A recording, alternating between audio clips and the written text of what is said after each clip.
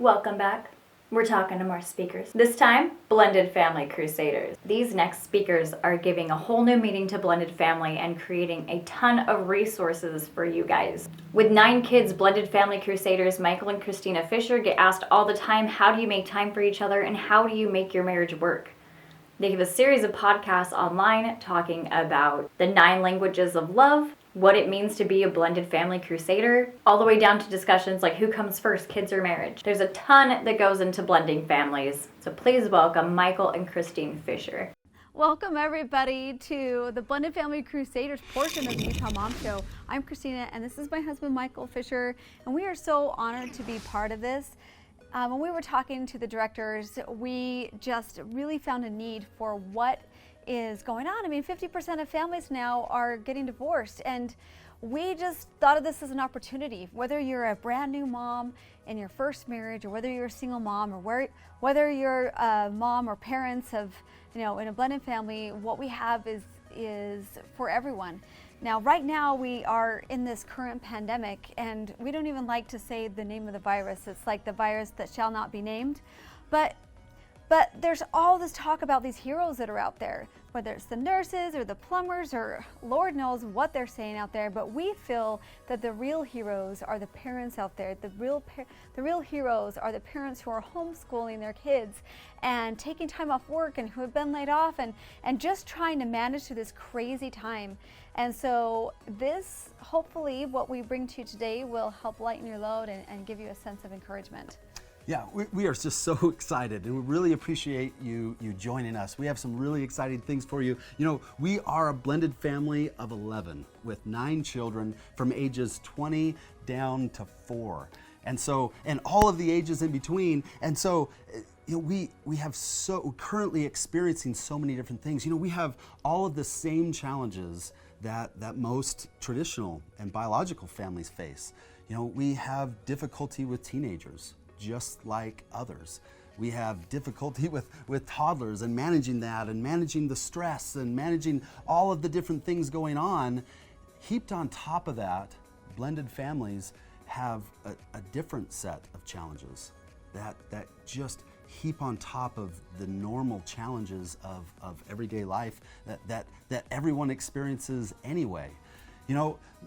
There's a mission and a real purpose and drive and passion that we have for eliminating the cycle of divorce that we're currently experiencing in our society. Not just for blended families, but for traditional families also, ending the cycle of divorce and for all families.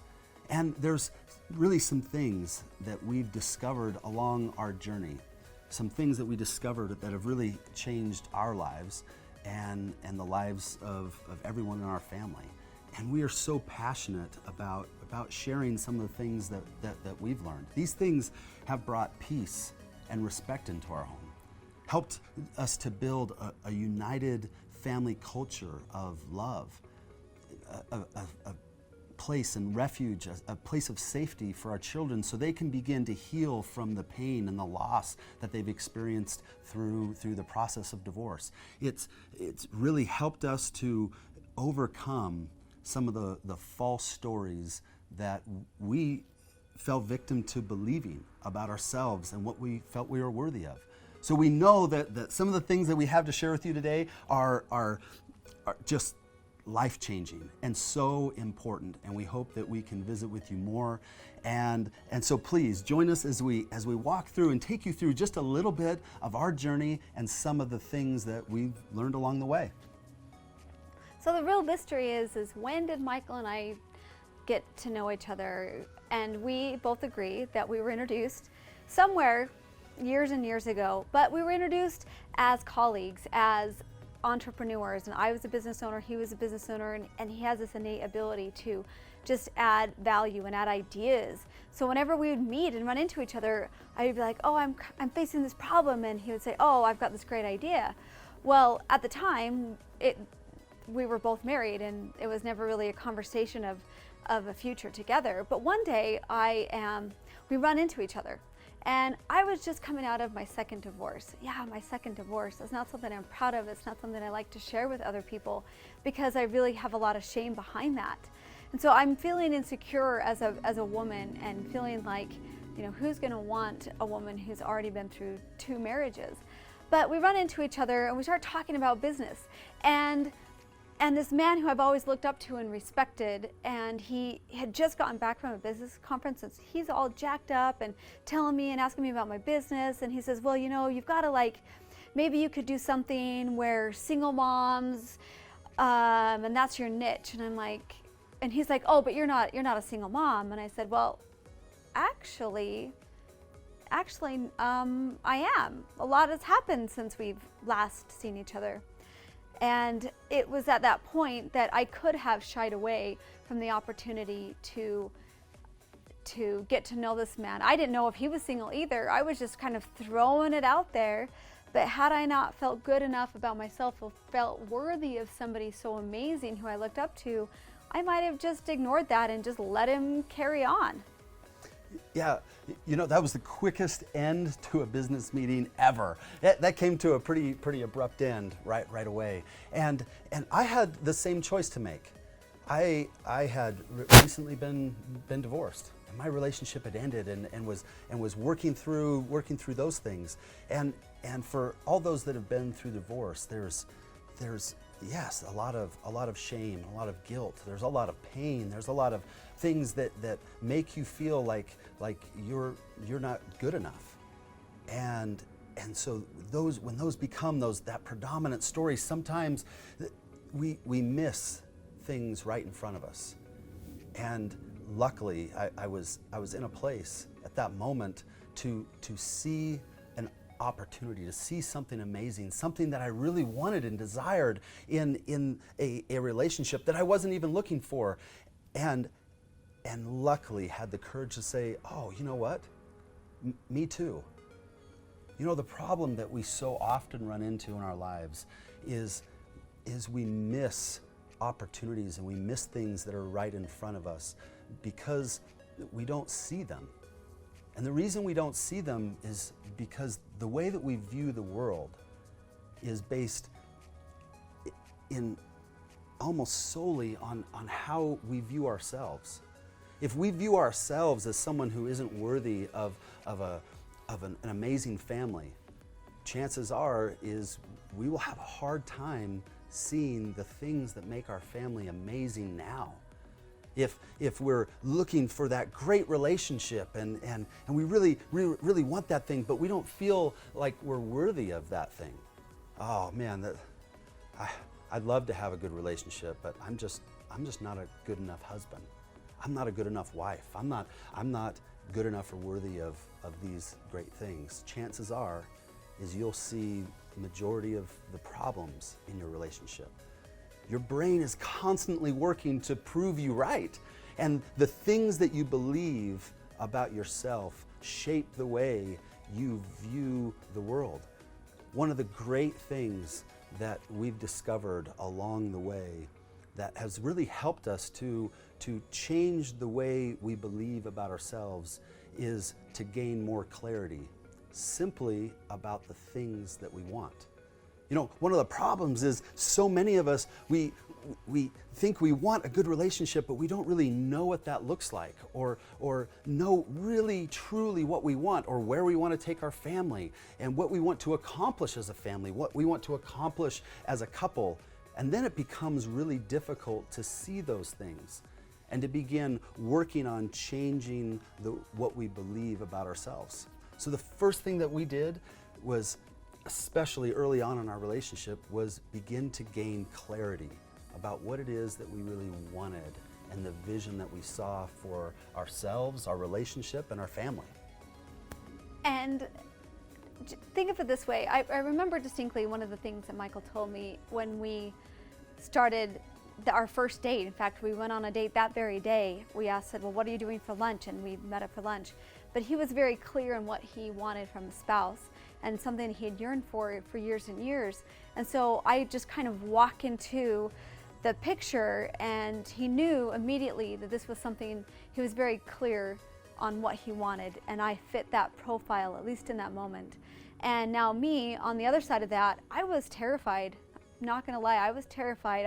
I like I mentioned, back through 2 divorces. Now I knew what I didn't want. That was for darn sure. But as far as creating what I wanted, that was totally different.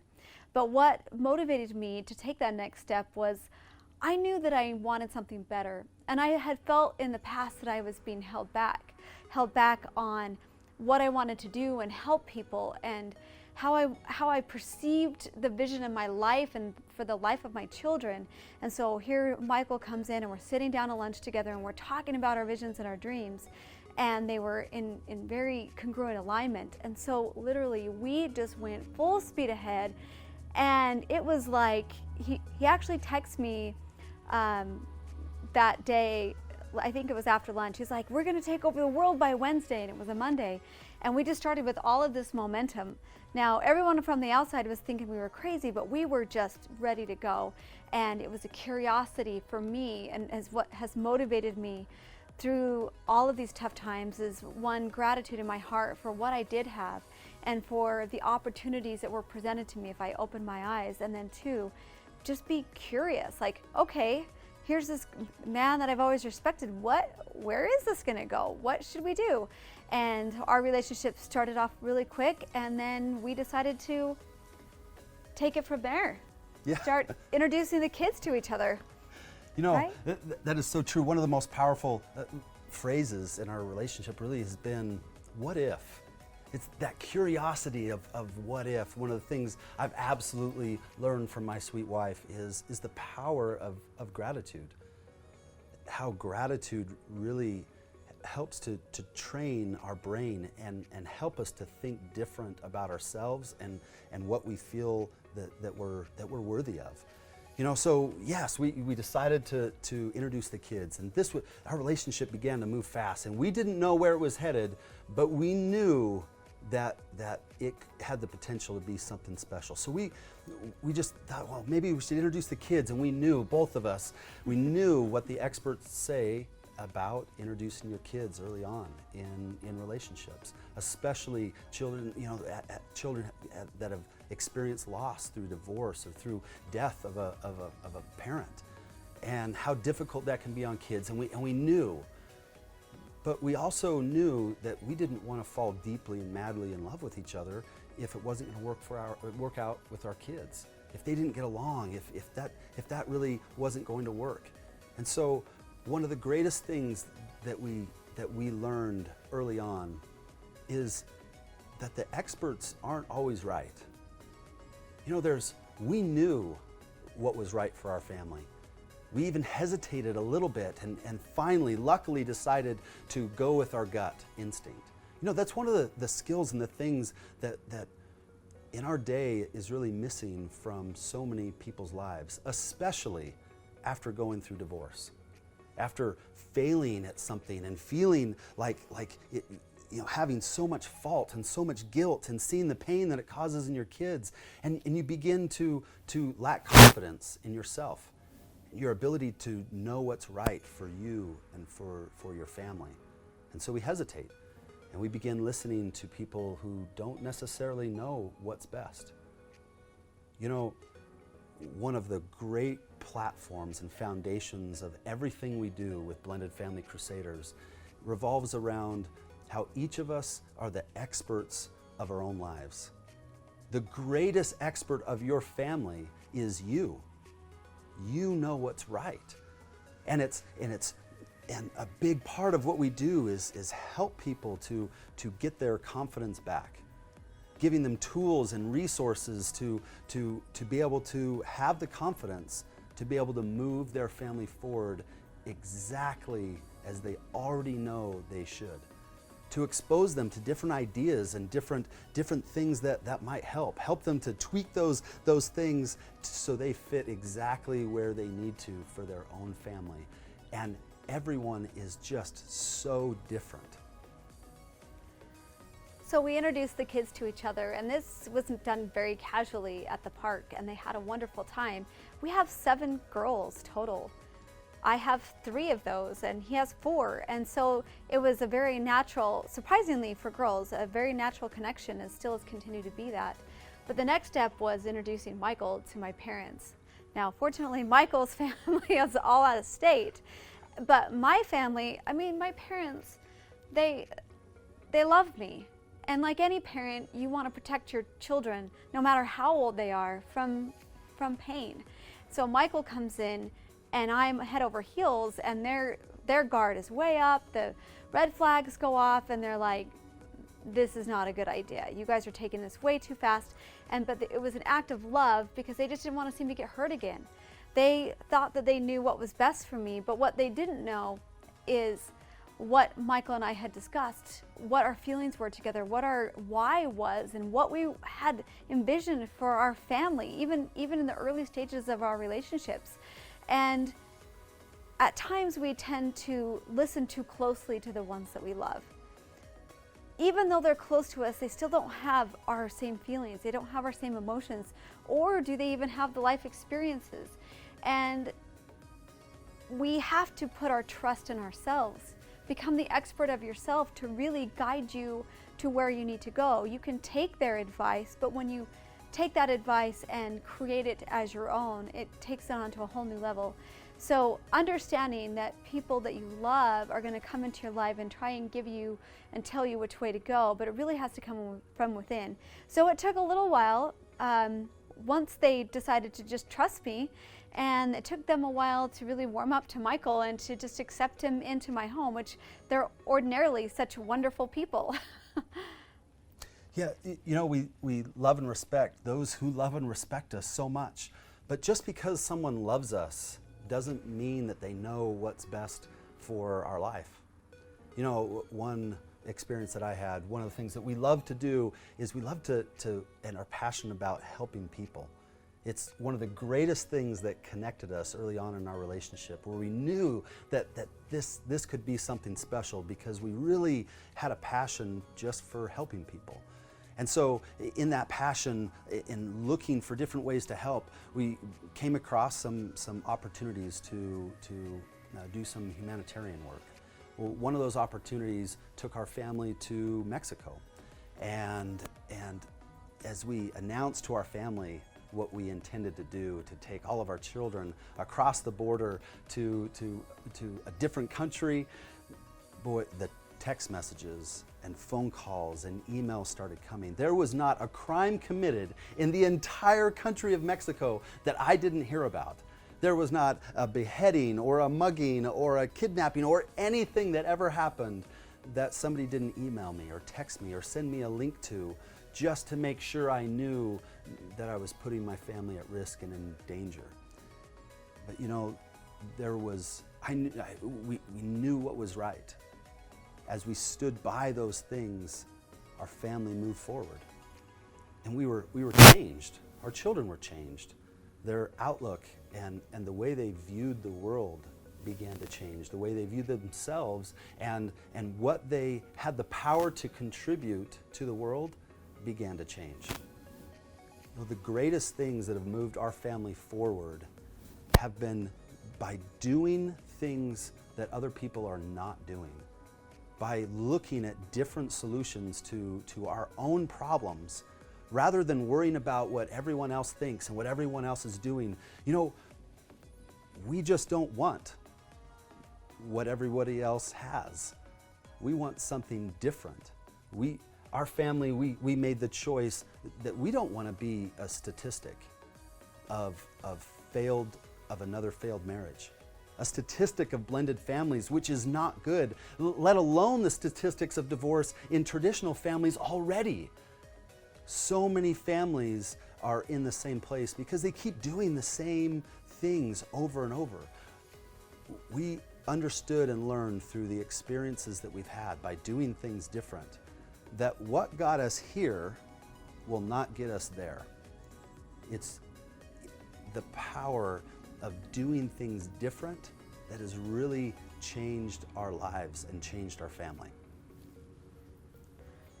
So fast forwarding through our adventure, We introduce the kids, everything's going great, and we get married about a year later, and we start to mesh households together. And this was just a time of, it was hard. Here I am learning how to be a stepmom to 6 children.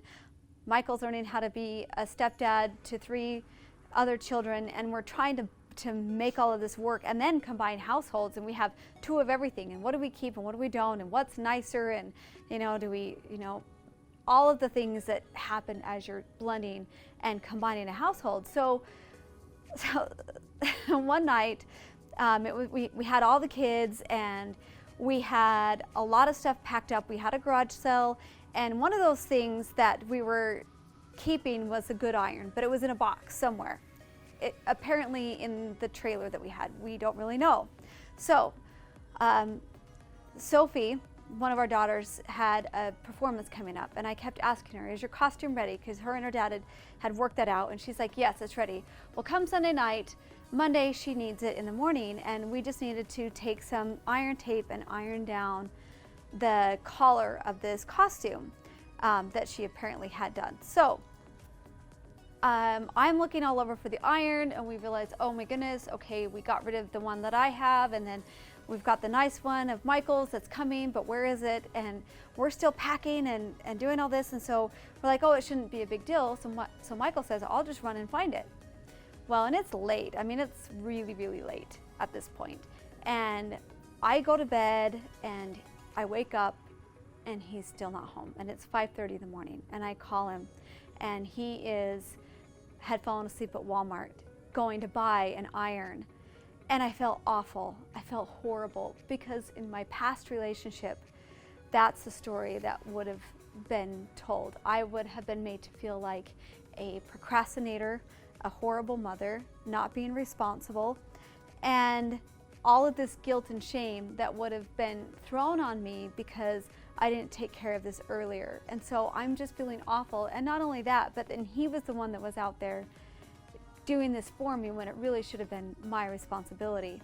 Now, Michael and I had talked a lot about these things in the past before. I had told him what my triggers were and those difficult parts of our past relationship. But when that moment came that something similar happened, I immediately stepped into that story of, I'm a bad mom, I'm a procrastinator, I don't do enough, and all of that just came flooding back to me.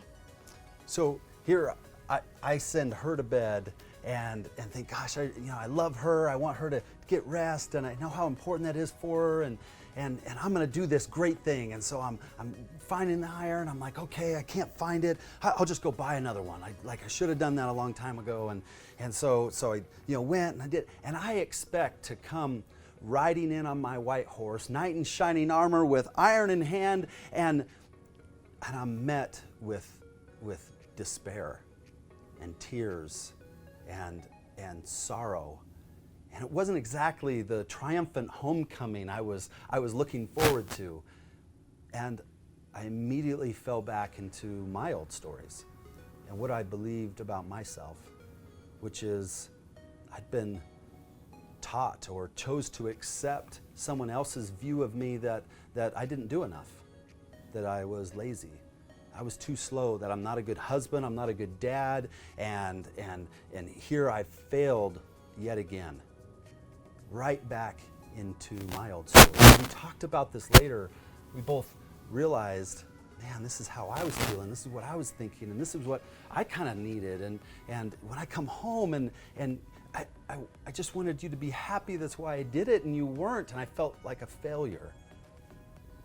And that's the tough thing.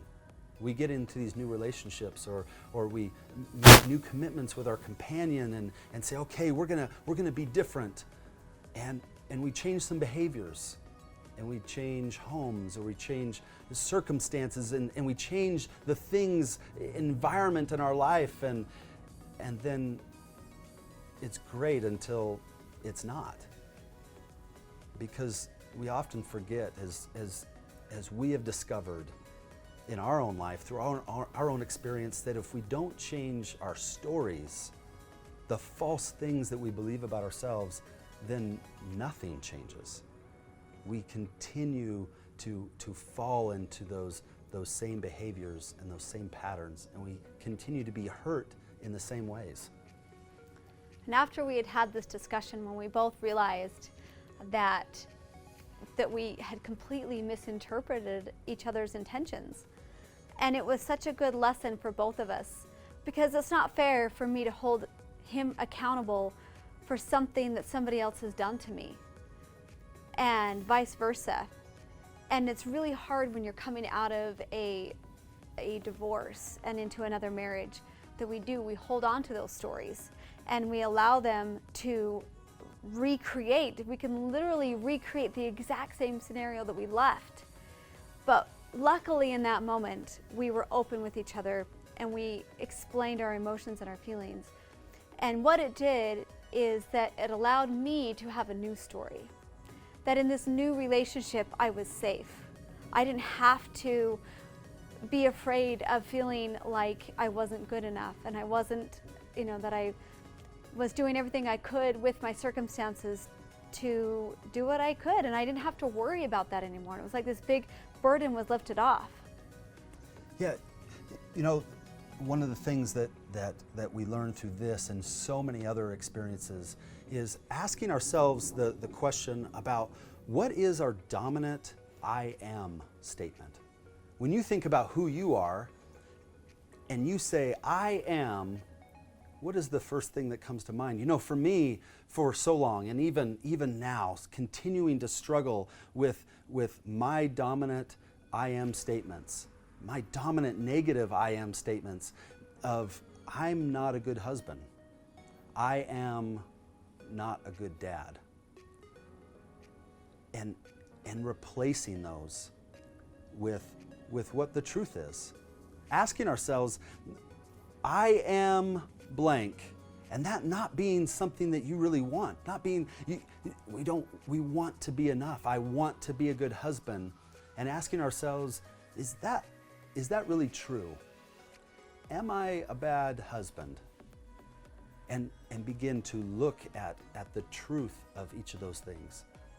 Those dominant I am statements not only affect how we feel about ourselves, but they shape what we believe about ourselves, what we believe we are worthy of. If we don't change those I am statements and what we believe about ourselves, it is really difficult for anything to change. For us, we so much desire to be the best parents on the planet, have the best and greatest blended family that has ever existed. And so we, as soon as we knew that this was that we were going to be together, then we began looking online for resources and conferences and different things, and we didn't find much. And the things that we did find were so negative. The things that we did find were exactly telling us to do exactly the opposite things to the things that have really moved our family forward and brought us success. And so we began to be really frustrated and down. There wasn't any sort of models to follow. Everyone was saying how difficult it was, but no one was saying how to make it better. And we were reading all of these things until one day we decided 3 things. One, we were going to stop reading those things. We were going to stop listening to those things. We were going to stop all those things altogether. Number 2, we really don't know what's going to happen with our family. We don't know if we're going to make it. But we choose to believe that. We decided that day that there might not be a model out there. There might not be somebody, waving the flag saying, blended families can make it, and here's the way, follow me. But we were going to choose to believe that was possible. We don't know what's going to happen. We talked to a mother of one family who had gotten divorced and remarried, and for 5 years it was amazing. They had the most amazing experience, an amazing blended family, until one day her husband got in a car accident and a young girl lost her life. And he couldn't get past that. he turned to alcohol to try and self-medicate, and that became a problem. His feeling of self-worth and what he felt he was worthy of, that became a problem in their relationship and their family, until one day the family that was once amazing fell apart. We don't know what's going to happen, but we can choose to get up every day and choose to believe that we can have an amazing, exceptional relationship, an amazing blended family. The third thing that we decided that day, that if that thing didn't exist, then we were going to create it. We were going to create what wasn't there. We were going to create tools and resources for families and a model to follow. We were going to create a community of other blended families who believe the kind of things that we believe, so they can find help and resources and lean on each other. And so that is what we are creating for all blended families now. As Blended Family Crusaders, for blended families and for all families for that matter, we believe that families can be successful, that our children can overcome the loss of divorce and grow into strong and resilient adults. And we believe that we have the power of choice, and that those families who make it up every day to wake up and believe that they can be something amazing is really going to set you apart. We believe that you can be the expert for your own family, and we are here to help you with every step of the way, to guide you and to be a role model and inspire you as we even go through our own trials. We believe we are born to succeed, born to conquer, and born to lead, because that's what being a Blended Family Crusader is all about. You know, we really appreciate you joining us, and we hope that this has in some way inspired you and motivated you to be better. And we have a special gift for each of you that are watching. If you go to blendedfamilycrusaders.com, and there, hopefully in this video, I think there'll be a link to that, things like that. But so blendedfamilycrusaders.com, we have a special invitation for you. We're giving away a free mini-series, a video series walking through the 5 key elements that we've discovered that make amazing blended families and amazing families. So 5 just really essential things that no one is really talking about. And as an added bonus, we're going to throw in a 6th, the one thing that is consistent about blended families that make it, and what you can do about it. And so a 6 series video. All you have to do is go to blendedfamilycrusaders.com and just answer one question, and that's what is the greatest challenge you face in your family? Answer that one question. We'll send you all those videos, and hopefully you can move your family forward. And we want to visit with you and connect with you even more. We have a podcast, we have a YouTube channel, we have social media, and we go live all the time on like Facebook, and we even have our own TikTok. Can you believe that? We do. We're still learning the TikTok thing. So yeah, TikTok, Instagram, Facebook, YouTube, all of the things, we are there to help you in whatever you like to enjoy your social media from. So thank you again for the opportunity that we've had to be part of the Utah Mom Show. Please reach out to us, and thanks so much for your time. Thanks, everybody.